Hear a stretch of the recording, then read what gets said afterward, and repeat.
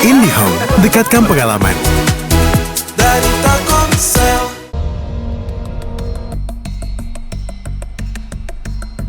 Presiden Prabowo Subianto mengunjungi Aceh kedua kalinya untuk meninjau kembali titik bencana.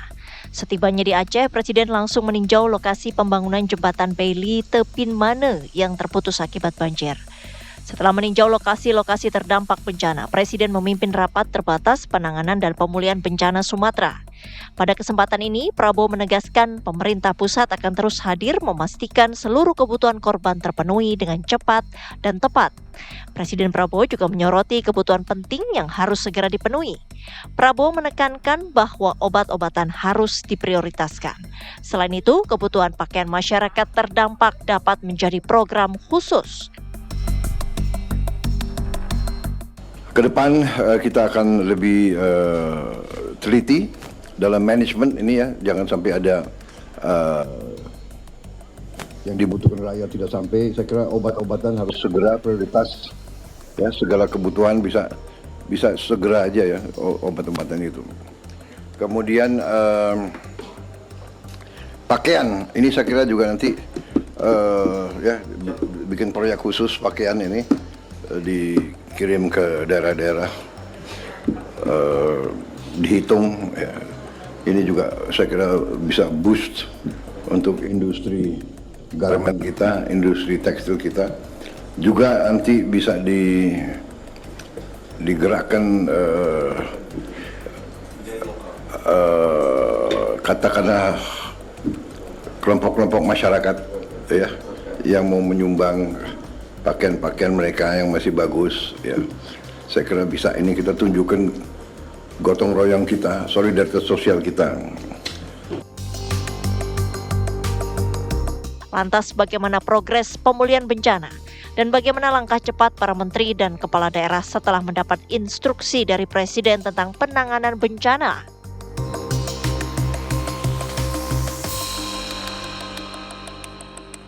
Pemirsa, Presiden Prabowo Subianto sudah 2 kali melakukan kunjungan ke Aceh dan kemarin memimpin langsung rapat koordinasi penanganan dampak dari bencana banjir bandang serta longsor yang terjadi tidak hanya di Aceh tapi juga Sumatera Utara dan Sumatera Barat. Lalu instruksi seperti apa yang diberikan kepada kepala daerah maupun juga para menteri untuk bisa mengoptimalisasi upaya penanganan dampak bencana ini?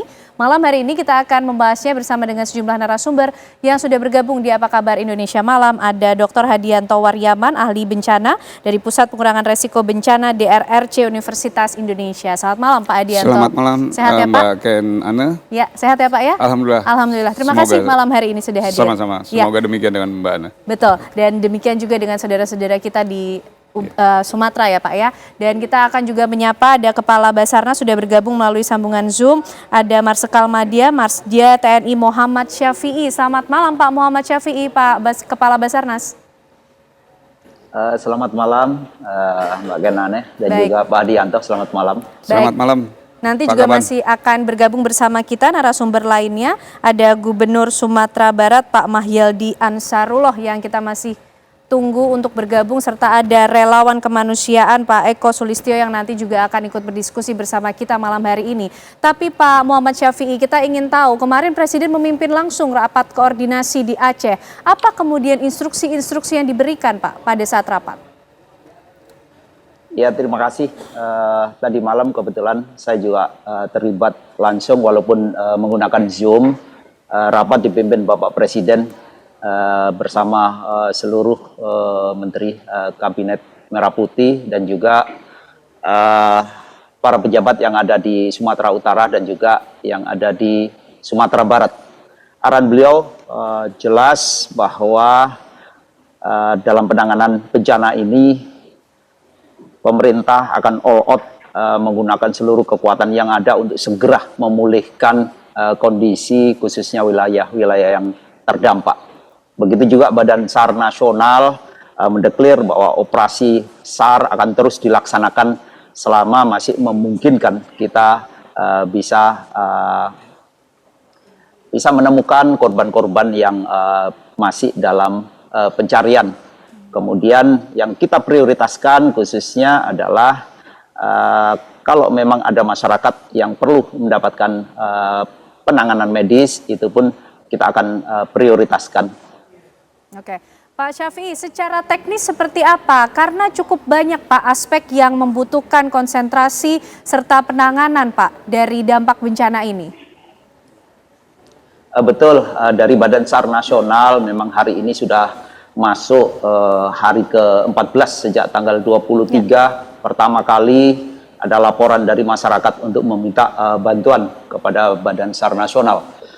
Terkait dengan operasi pencarian terhadap korban, memang dalam kurun waktu yang lebih dari 10 hari ini ada kendala-kendala di lapangan yang kita hadapi. Salah satunya material lumpur yang bercampur dengan kayu yang menjadi komponen utama dalam bencana banjir bandang lumpur ini sudah mulai mengeras, sehingga adanya korban-korban yang masih dimungkinkan masih tertimbun ini pun mengalami kesulitan karena kita sudah tidak bisa melihat secara visual, sehingga kita bisa menggunakan sarana-sarana yang lain seperti kita memanfaatkan adanya K9 dari seluruh komponen khususnya TNI Polri yang juga dilibatkan.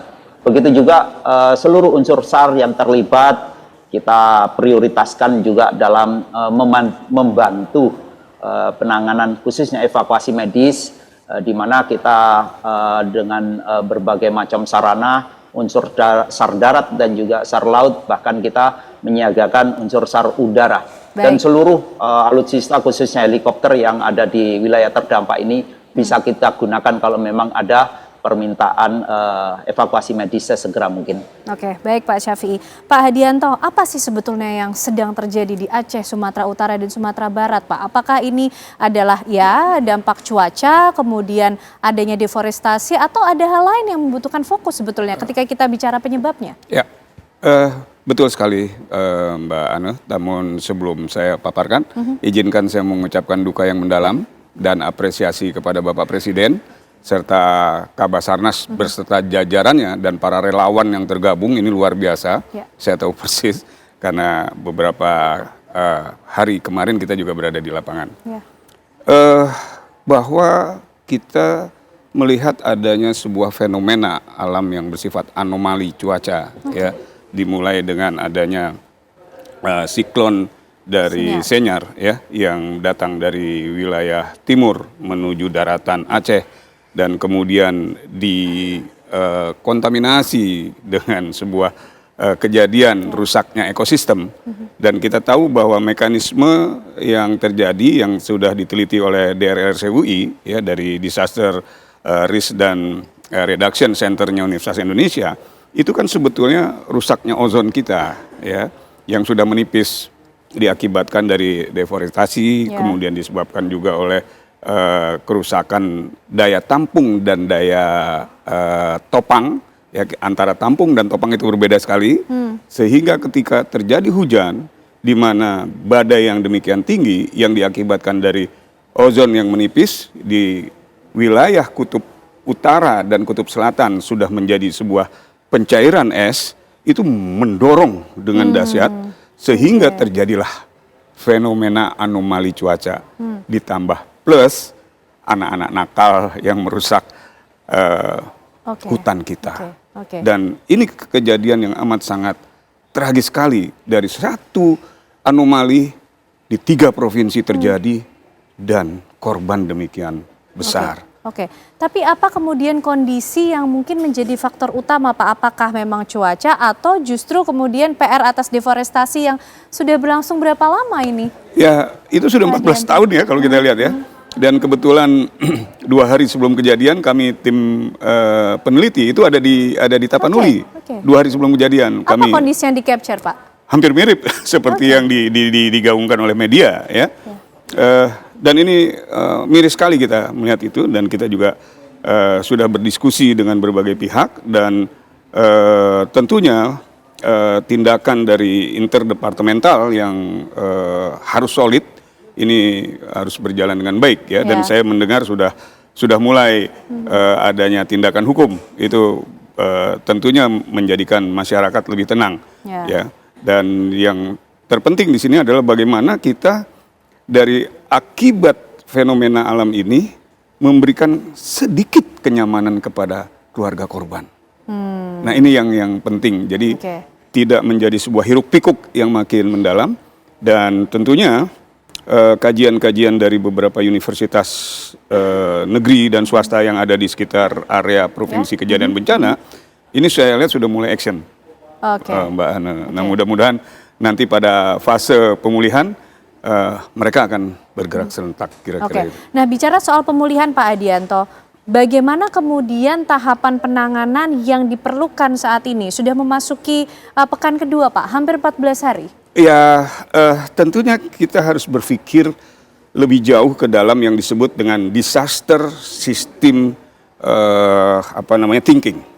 Disaster system thinking ini adalah sebuah proses yang sistematis di mana kita merencanakan, kita melaksanakan dari sebuah peristiwa kejadian bencana yang kompleks, ya. Dan itu saling terkait, Mbak Ana, harus saling terkait, interdepartemental, ya. Kemudian search, rescue, medik yang tadi disampaikan Kepala Kaban, luar biasa itu. Dan itulah yang disebut dengan disaster thinking, system thinking, ya. Kemudian ada lagi di situ peningkatan dan sebuah pengawasan yang terintegrated, artinya teman-teman dari auditor harus sudah melihat, harus sudah masuk, ya, sejauh mana penyimpangan-penyimpangan itu terjadi, ya, dan juga terintegrated terhadap proses evakuasi pengungsi, ya, kemudian pengadaan helikopter, ya, dan juga sampai ke dalam proses rencana taktis dan rencana strategis. Ini penting sekali. Namun demikian, yang saya belum lihat, Mbak Ana kalau boleh dalam diskusi ini, Kementerian Sosial ini harus sudah bergerak. Tadi Bapak Presiden kan mengatakan, dihimbau kepada masyarakat tentang, ayo kalau ada yang punya pakaian layak pakai. Nah itu memang amat sangat perlu di situ. Apalagi kan sebentar lagi kita tahu Desember ini musim hujan. Betul. Ya kan? Ini sebuah proses pembelajaran dari peristiwa 2001 yang adanya siklus Seroja. Kebetulan saya berada di lokasi di mana batu besar sebesar mobil itu bisa turun dan mendam 22 orang. Baik. Mungkin sampai di situ dulu Pak Hadianto. Pak Syafii, disaster system thinking ini yang kemudian menjadi kunci. Pertanyaannya adalah rencana taktis dan strategi seperti apa yang kemarin sudah disampaikan oleh Presiden untuk dilaksanakan? Ya, terima kasih. Memang dari operasi SAR itu sendiri saat ini sudah masuk di hari ke-14. Tentunya pengalaman ini menjadi pelajaran yang sangat berharga di mana situasi kondisi cuaca yang ada di Indonesia saat ini sudah ada pergeseran. Saya sampaikan secara umum kejadian yang ada di Cilacap, kemudian disusul yang ada di Banjarnegara, kemudian sekarang ada di wilayah Sumatera. Sedikit saya ingin sampaikan bahwa kondisi struktur geografis di mana negara kita penuh dengan perbukitan-perbukitan dengan kecuraman yang sangat terjal, dan ini tidak dalam struktur bebatuan yang keras, tapi kebanyakan dari longsoran-longsoran yang ada ini berupa tanah merah. Artinya bahwa pada saat ada pergeseran cuaca, kemudian curah hujan yang luar biasa, memungkinkan kondisi ini akan terulang kembali. Karena itu sebenarnya upaya-upaya yang kita lakukan, khususnya kita di Badan SAR Nasional, ikut berperan dalam mitigasi, kemudian ikut memberikan sosialisasi kepada masyarakat, khususnya di daerah-daerah yang sangat memungkinkan akan terdampak dengan kondisi yang ada saat ini. Jadi betul bahwa disaster system thinking ini yang harus kita bangun. Kita memulai dari sesuatu yang sangat mendasar, mulai dari SAR Go to School sampai SAR Go to Campus. Dan begitu juga kita juga masuk dalam kegiatan-kegiatan yang lain, mulai dari kegiatan kepramukaan sampai kegiatan-kegiatan sosial yang lainnya. Dan ini menjadi kerja kita bersama, tidak cukup dari satu kelembagaan. Betul. Harus semua Oke. komponen bangsa ini ikut terlibat. Oke, Demikian. semua komponen bangsa ikut terlibat termasuk juga kepala daerah. Nanti juga akan bergabung bersama kita dalam diskusi ini pemirsa, Gubernur Sumatera Barat Bapak Mahyildi Ansarullah yang sudah bisa bergabung juga melalui sambungan Zoom, tapi usai jeda kami hadirkan untuk Anda. Baik pemirsa, Anda kembali menyaksikan Apa Kabar Indonesia Malam dan kita masih akan melanjutkan diskusi malam hari ini, tentunya masih menindaklanjuti apa yang disampaikan oleh Presiden Prabowo Subianto dalam rapat koordinasi penanganan dampak bencana di Aceh, Sumatera Utara dan Sumatera Barat. Malam hari ini juga sudah bergabung bersama kita ada Gubernur Sumatera Barat Bapak Mahyildi Ansarullah. Selamat malam Pak Mahyildi, Assalamualaikum. Selamat malam, Waalaikumsalam warahmatullahi wabarakatuh. Baik, Pak Mahyildi, tentu kemarin juga turut dalam rapat bersama dengan Presiden Prabowo Subianto. Apa kemudian Pak yang disampaikan secara khusus kepada kepala daerah di lokasi-lokasi yang terdampak cukup parah, termasuk di Sumatera Barat? Ya, terima kasih. Jadi memang kemarin kita rapat dengan Pak Presiden. Alhamdulillah kita hadir lengkap dari tim terpadu kita, dan Presiden menegaskan kepada kita untuk melakukan percepatan di dalam menangani masyarakat yang terdampak dan juga masyarakat yang kena musibah dan kemudian masyarakat terdampak. Alhamdulillah kita sampai sekarang ini tidak ada lagi daerah yang tidak terjangkau, semuanya sudah terakses dengan minimal dengan sepeda motor roda 2, dan sehingga dengan adanya akses yang terbangun, maka pelayanan kepada masyarakat dan kemudian juga pemberian pemakanan dan kemudian juga upaya lainnya sudah bisa kita laksanakan. Oke, Pak Mahyildi, kalau sudah tidak ada lagi daerah yang terisolir, artinya saat ini fokus penanganan bencana di Sumatera Barat seperti apa Pak? Fokus pada kondisi para korban di pengungsian atau ada hal lain juga yang masih menjadi concern? Ya, pada saat sekarang kita masih concern terhadap masyarakat yang kena musibah dan yang terdampak. Terutama sekali adalah dalam rangka untuk pemakanan mereka. Alhamdulillah dengan mengalirnya bantuan dari Pak Presiden, kemudian juga dari Menteri, dan kemudian juga perantau-perantau kita di Indonesia, maka terakhir kita dapatkan bahwasanya untuk permakanan ini sudah terpenuhi, dan bahkan untuk beberapa hari ke depan insya Allah bisa kita terpenuhi untuk masyarakat kita. Tinggal lagi sekarang ini masih pencarian berapa jenazah yang belum bertemu. Dan kemudian tentu juga kita berusaha untuk memenuhi apa yang menjadi harapan masyarakat dan dukungan banyak pihak dan akan bisa berjalan. Oke, Pak Mahyildi, pencarian korban ini dilakukan atau difokuskan di area mana Pak? Apa saja kemudian kebutuhan yang masih diperlukan oleh warga yang terdampak di sana? Ya, pencarian jenazah ini yang sekarang ini kita fokuskan adalah di daerah Kabupaten Agam, yaitu di Kecamatan Palembayan, itu Nagari Selaras Air, dan selanjutnya juga kita karena masih adanya runtuhan-runtuhan, maka ini juga kita lakukan pembersihan, sehingga akses roda 4 ke lokasi akan bisa lebih maksimal.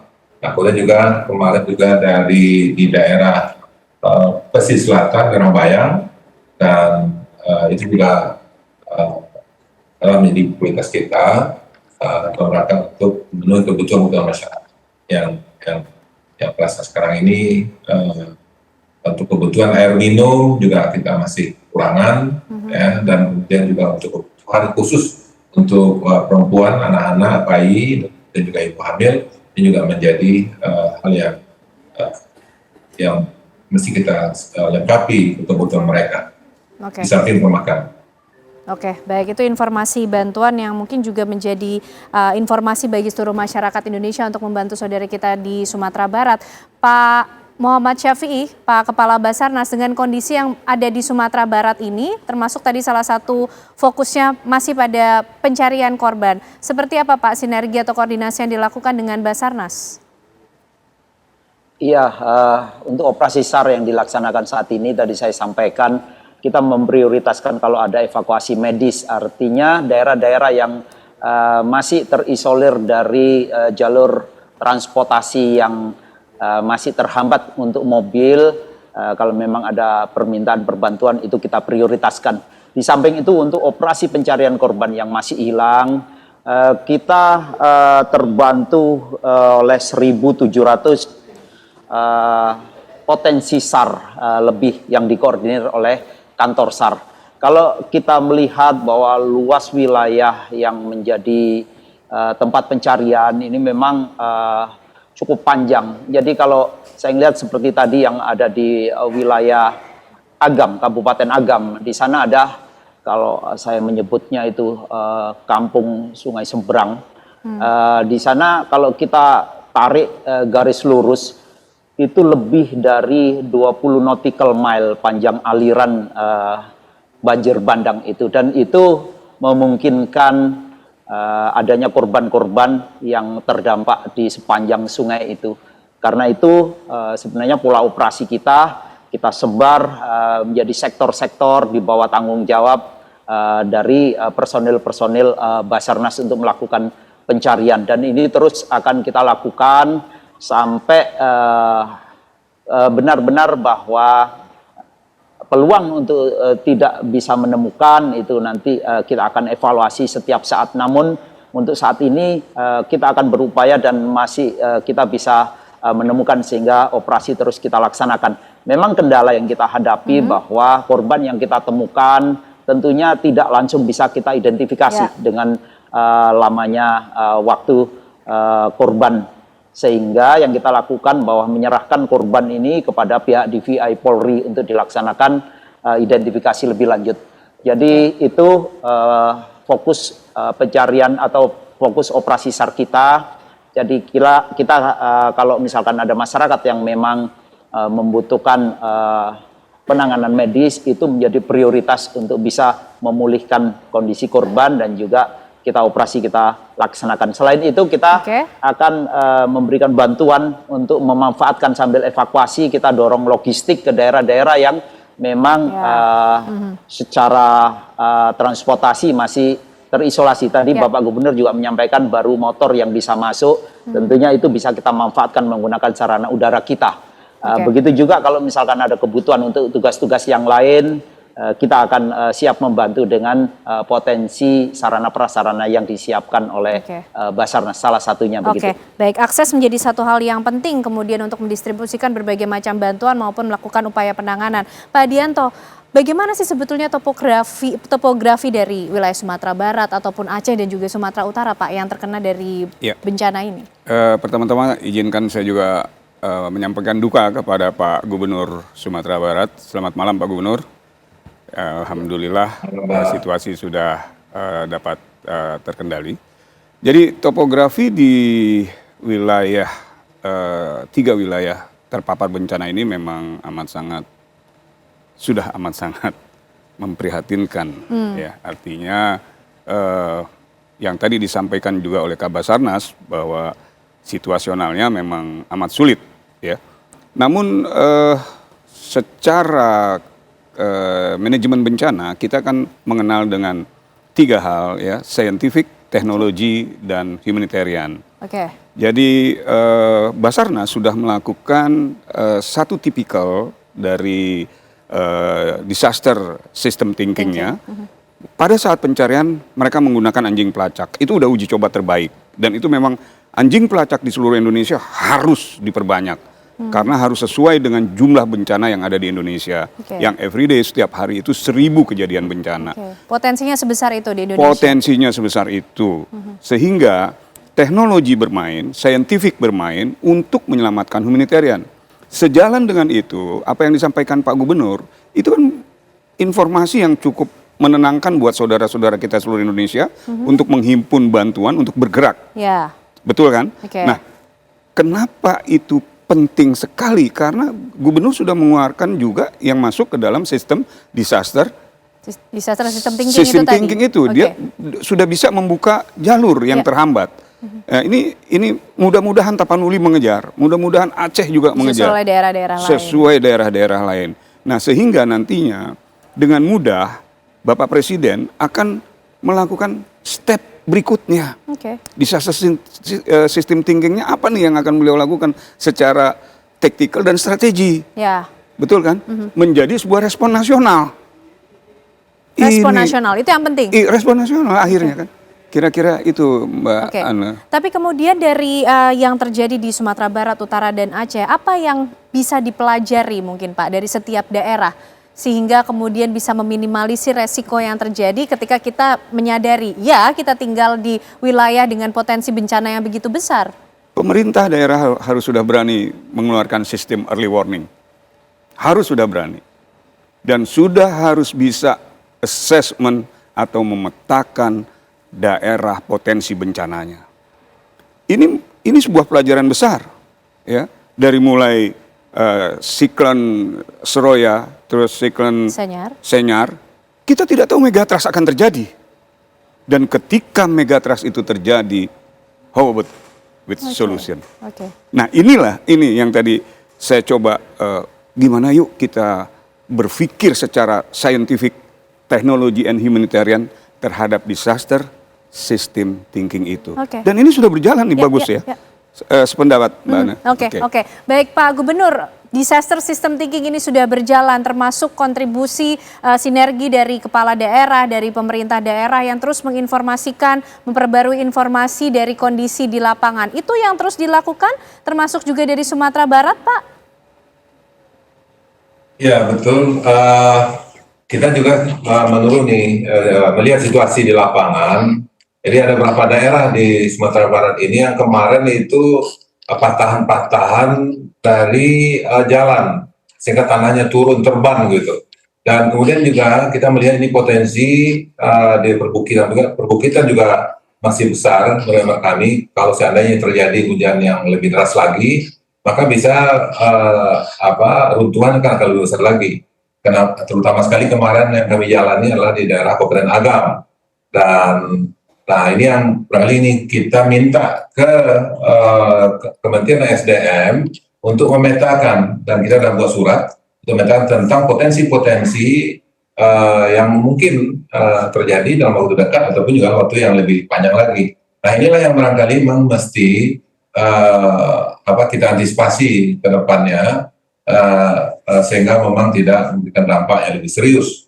Karena dari data di lapangan bahwasanya seperti sungai-sungai yang mengalir perumahan-perumahan, memang dulunya itu adalah daerah sungai yang dilewati oleh sungai juga, sehingga sekarang ini mereka kembali sebagian kepada daerah yang memang selama ini mereka lewati. Nah, maka dalam hal ini tentu harus menjadi langkah-langkah kita ke depan, maka untuk meminimalisir korban, dan terutama sekali adalah ini jalur Padang Bukit Tinggi yang tahun yang lalu ini juga jalannya juga putus, dan kemudian tahun ini juga putus. Nah ini kan untuk ke depan kan perlu perencanaan yang lebih baik lagi, lebih antisipatif lagi tentunya, sehingga tidak menimbulkan korban yang lebih besar lagi tentunya untuk ke depan.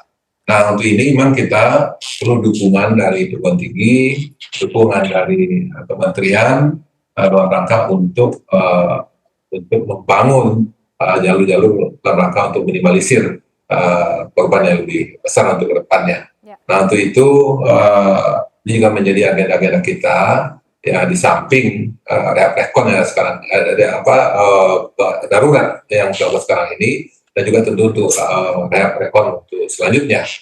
Nah kita berharap dukungan dari kementerian, baik dari segi perencanaan dan juga penataan, termasuk juga tentu yang kedepannya kita adalah dukungan anggaran. Dan kami yakin kalau ini memang kita sikapi, tentu ini butuh dukungan anggaran yang lebih besar dalam rangka untuk mengantisipasi dan menyikapi musibah dan potensi bencana yang ada. Seperti yang dikatakan tadi, bahwasanya kita potensi benda teras di pinggir pantai, dan kemudian juga di sepanjang Bukit Barisan, kiri kanan barat dan timurnya itu ada longsoran, dan kemudian juga di sekitar pegunungan ada Gunung Merapi, Singgalang, Andike, dan yang lainnya ini juga potensi untuk longsoran banjir yang ke depan ya lebih besar lagi tentunya. Kalau seandainya ini tidak kita tangani dan tidak kita tata secara lebih baik.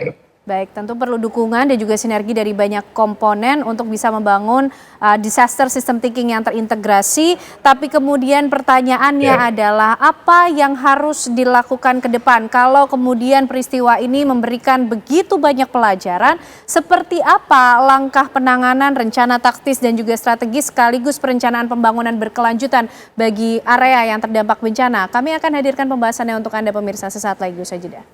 Baik pemirsa, sebelum kita lanjutkan diskusi kita malam hari ini, kami coba akan hadirkan informasi atau data terbaru yang berkaitan dengan bencana banjir bandang serta longsor yang terjadi di Sumatera Utara, Aceh, dan juga Sumatera Barat bersumber dari data BNPB yang terbaru.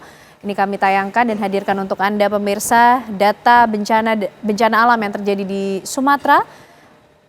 Per tanggal 8 Desember 2025, sudah ada 961 orang meninggal dunia akibat bencana, kemudian lebih dari 200 orang dinyatakan masih hilang, 534 fasilitas pendidikan rusak, 435 jembatan rusak, 1.200 fasilitas umum mengalami kerusakan, serta 156.500 rumah rusak.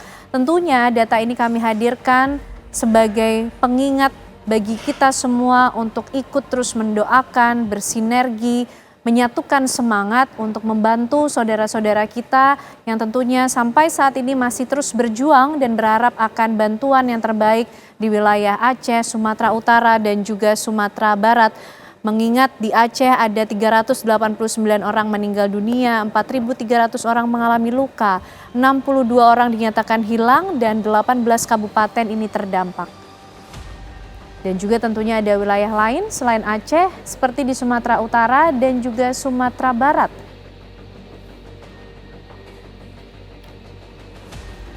Baik, kita akan kembali membahas mengenai langkah penanganan kemudian yang sudah dikoordinasikan langsung oleh Presiden Prabowo Subianto, Pak Muhammad Syafii. Sudah memasuki pekan kedua, masa tanggap darurat juga informasinya diperpanjang. Lalu langkah seperti apa Pak yang diinstruksikan lagi untuk segera dilakukan mengingat luasan area yang terdampak ini sangat luas, Pak Syafii?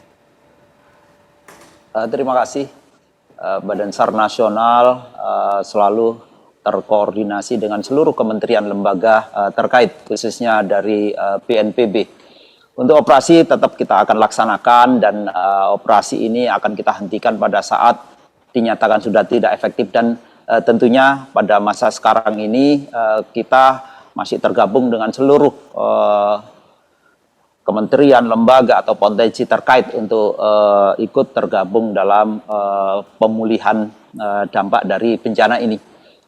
Beberapa hal yang ingin kita sampaikan. Yang pertama, belajar dari pengalaman kondisi yang terjadi pada saat ini, kami dari Badan SAR Nasional menghimbau kepada kementerian dan lembaga terkait bekerja sama dengan pemerintah daerah untuk lebih mengupdate kembali tentang titik-titik di mana potensi bencana hidrometeorologi ini terjadi, sehingga dari sini sebenarnya ada upaya-upaya yang harus diaktifkan seperti tadi dari Pak Hadianto disampaikan. Kita perlu mengaktifkan adanya early warning pada saat kita mendapatkan informasi dari BMKG, di mana BMKG biasanya bisa memprediksi lebih dari sebelum 1 minggu terjadi, sehingga ini bisa disosialisasikan kepada seluruh masyarakat agar hal-hal yang tidak diinginkan itu bisa kita cegah.